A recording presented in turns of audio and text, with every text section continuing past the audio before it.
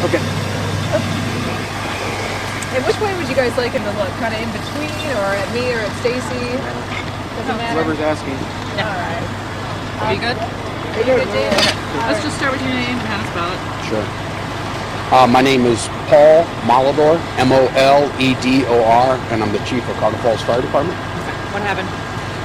At approximately 5:58 today, we received a call of an explosion and a house on fire. Right after that, there were repeated phone calls. There's a second house on fire, and then the exposures.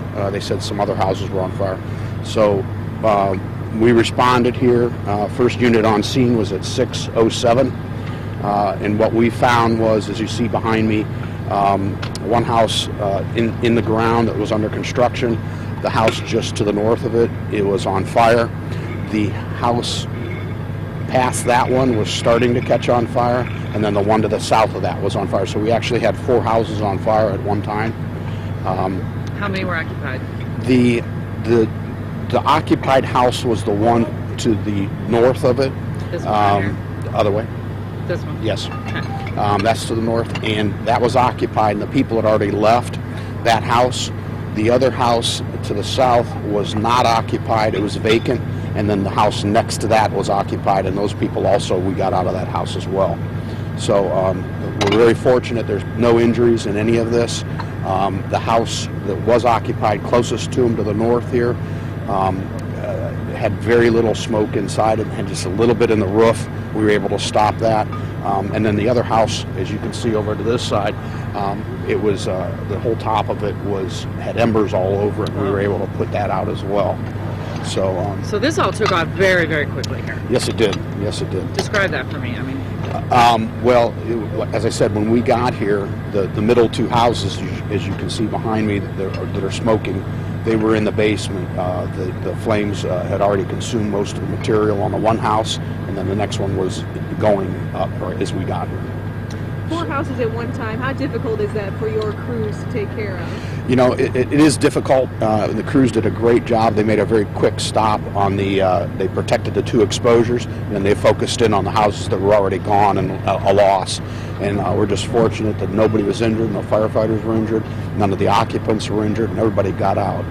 so the 2 that are completely gone were under construction Correct. at some level. Do you know how far Correct. along they were? You know, I don't know, because when I got here, they were on fire, so I couldn't really So tell. they're completely under construction. This other one with heavy damage, unoccupied, not sold yet? You know, I don't know if it's sold or not. I just know that it was vacant. Okay. It looked like it was completed, but nothing was inside it, as far as I could tell from the outside. And nobody was in it. Hearing explosion, what does that make you think right away? You know, people have different perceptions of different things, and sometimes when they say explosion, it is, sometimes it's not, and you really got to kind of, you know, we got to let our fire marshals dig through it and see exactly what happened, and that's kind of how we operate. So we take all that stuff and we'll listen to the tapes, we'll listen to everything, and hear interviews with people, but then we'll figure out what happened and stuff. And the construction company is on the scene assisting us, so they'll be able to know what the houses looked like before we got here. Nobody working here at this point? No.